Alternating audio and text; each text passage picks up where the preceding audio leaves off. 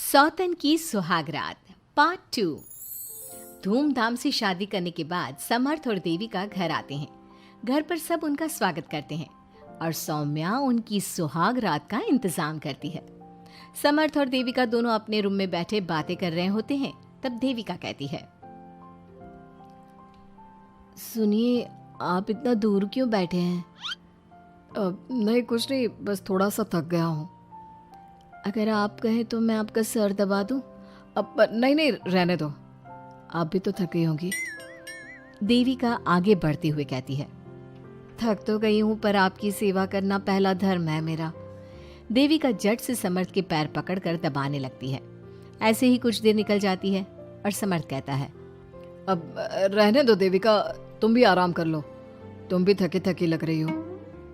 देविका मना करते हुए उठ जाती है और अपने बालों को खोलकर समर्थ का सर दबाने लगती है और कहती है, मेरी थकावट तो आप ही दूर कर दोगे ना?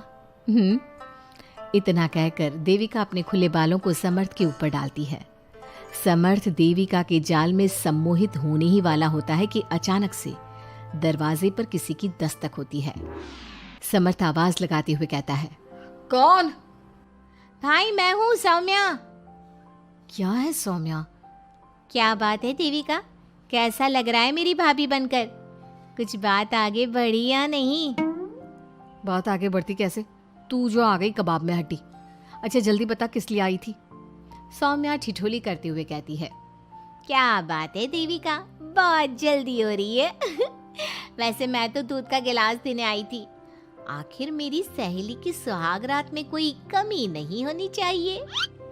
देविका दूध का ग्लास लेते हुए जल्दी से दरवाजा बंद कर लेती है और पीछे मुड़कर देखती है तो समर्थ तो सो चुका था। देविका समर्थ को उठाते हुए कहती है, सुनिए समर्थ जी, उठ जाइए ना, सौम्या दूध देने आई थी, इसे पी लीजिए फिर आप सो जाना। समर्थ नींद में उठता है और दूध पीकर फिर से सो जाता है। देविका उसके बगल में बैठी कहती है, सुनिए समर्थ जी, आज हमारी पहली रात है और आप सो रहे हो। समर्थ नींद में ही कहता है, देविका मैं बहुत थक गया हूँ, मुझे बहुत तेज नींद आ रही है, तुम भी सो जाओ। सोने के लिए तो पूरी रात पड़ी है, आप उठिए ना और कुछ देर मुझसे बात तो करिए। देविका जिद करते हुए समर्थ को आधी नींद से उठा देती है। समर्थ उठकर बैठ जाता है और कहता है, बोलिए देविका जी, आपका हुक्म सर आंखों पर। सुनिए, मैंने सुना है कि पति अपनी पत्नी को पहली रात कोई तोहफा देता है, आप मेरे लिए कुछ नहीं लाए क्या? वो मैं कैसे भूल सकता हूँ, लाया हूँ पर वो दूसरे रूम में रखा है। तो दिखाइए ना क्या लाए हैं। अरे अभी तो कहा कि तुम्हारा गिफ्ट दूसरे रूम में है, तो जाकर लेकर आइए ना। अगर अभी गया तो घर के सब लोग जाग जाएंगे और 10 तरह के सवाल जवाब करेंगे। मैं सुबह दिखाता हूँ ना।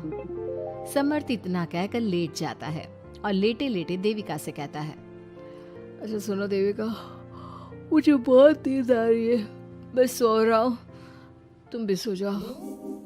देविका समर्थ की बात सुनकर कहती है, आपको तो हमारी पहली रात की कुछ पड़ी ही नहीं है। इतना कहकर देविका भी उसके करीब आकर लेट जाती है और सो जाती है। अगली सुबह अधीरा समर्थ के रूम में सफाई करने आती है और देविका को उसके करीब लेटा देख रोने लगती है। रोने की सिसकी सुनकर समर्थ की आंख खुल जाती है। वो उठकर देखता है कि अधीरा उसके कमरे में रो रही है। उसे देखते ही समर्थ बहुत गुस्से में आ जाता है और अधीरा से कहता है, अधीरा, तुम सुबह सुबह क्यों रो रही हो? तुम्हें यहाँ नहीं आना चाहिए था, जाओ यहाँ से। समर्थ अधीरा का हाथ पकड़कर रूम के बाहर कर देता है और कहता है, अब बिना दरवाजा नॉक किए अंदर मत आना।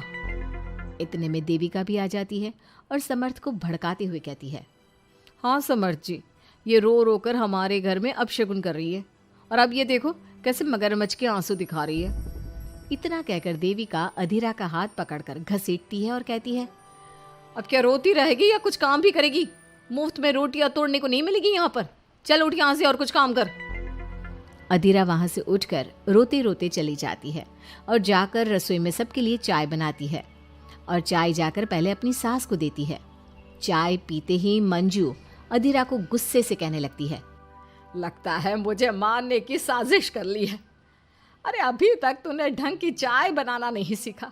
इतनी मीठी चाय बनाई है कि कहीं मैं शुगर की बीमारी से मर ही ना जाऊं। अरे जा जाकर तू मर कहीं। अधीरा मंजू की बात सुनकर दुखी होती है। इतने में सौम्या वहाँ आ जाती है और कहती है, ये लो, महारानी अभी यहीं बैठी है और मैं पूरे घर में देख आई। अरे ओ महारानी, यहाँ बैठकर किसका मातम मना रही हो? उठ यहाँ से और जाकर हमारे कपड़े धो, बहुत कपड़े पड़े हैं धोने को। अधीरा वहाँ से कपड़े धोने चली जाती है और बैठे बैठे खुद को कोसने लगती है। हे भगवान, मुझे उठा ले तो अच्छा है, मैं थक गई हूँ इस जिंदगी से। ऐसे ही कुछ दिन निकल जाते हैं। अब समर्थ भी अपने काम पर जाना शुरू कर देता है। एक शाम अधीरा घर के सारे काम करके अपने रूम में आराम कर रही थी और मंजू अधीरा को आवाज लगाते हुए कहती है, अरे ओ कलमुही, अगर आराम हो गया हो तो आकर मेरे पैर दबा दे। देविका उस समय वहीं से गुजर रही थी और समर्थ का घर आने का टाइम देखकर देविका मंजू से कहती है, माँ जी सुनिए, आप कहें तो मैं दबा दूं आपके पाँव। पता नहीं अधीरा कहाँ है। देविका मंजू के पांव दबाने बैठ जाती है और कुछ ही टाइम बाद समर्थ भी वहां आ जाता है और देविका को माँ के पांव दबाते देख बहुत खुश होता है। वो सीधे अपने कमरे में चला जाता है। समर्थ को देख मंजू देविका से कहती है, अच्छा सुन, जा जाकर खाना लगा दे। और समर्थ थक कर आया है ऑफिस से, जाकर उसे पानी को पूछ ले। देविका उठकर समर्थ के लिए खाना लगा देती है और रात में समर्थ और देविका सोने की तैयारी करते हैं। समर्थ कहता है, अच्छा देविका सुनो ना, मेरे पास आकर बैठो जरा। अरे पापा, मैं बहुत थक गई हूँ, मुझे नींद आ रही है। अरे आओ तो सही, आज तो मैं माँ के पाँव दबाते देखकर बहुत अच्छा लगा। अच्छा क्यों नहीं लगेगा भला? पूरा दिन घर के काम किए हैं और शाम को माँ की सेवा। पर मेरा तो कोई हाथ बांटने वाला भी नहीं है घर में। क्यों? अधीरा और घर के बाकी लोग कहाँ जाते हैं? अधीरा की तो बात ही मत करो, वो महारानी तो बस मटर गश्ती करती रहती है और घर का सारा काम ना मुझे ही करना पड़ता है। मेरी तो किसी को पड़ी ही नहीं है, मैं तो सिर्फ एक नौकरानी हूँ इस घर में। अरे नहीं नहीं, ऐसा मत बोलो। क्यों ना बोलूँ? आपने मुझे वादा किया था ना कि आप मुझे रविवार को फिल्म दिखाने ले जाओगे और कपड़े भी दिलवाओगे, पर आपने तो एक भी वादा पूरा नहीं किया। अच्छा बाबा, कल रविवार है, कल ही चलते हैं और तुम्हारी सारी शिकायत दूर कर देते हैं। खुश? दोनों सो जाते हैं और अगली सुबह समर्थ और देविका बाहर घूमने चले जाते हैं। अब समर्थ पूरी तरह से देविका के वश में हो जाता है। देविका जो कहती समर्थ वही करता। क्या समर्थ को कभी अपनी बहन और दूसरी पत्नी की सच्चाई पता चल पाएगी? अब क्या होगा अधीरा का? इसके लिए हमारे अगले एपिसोड का इंतजार कीजिए।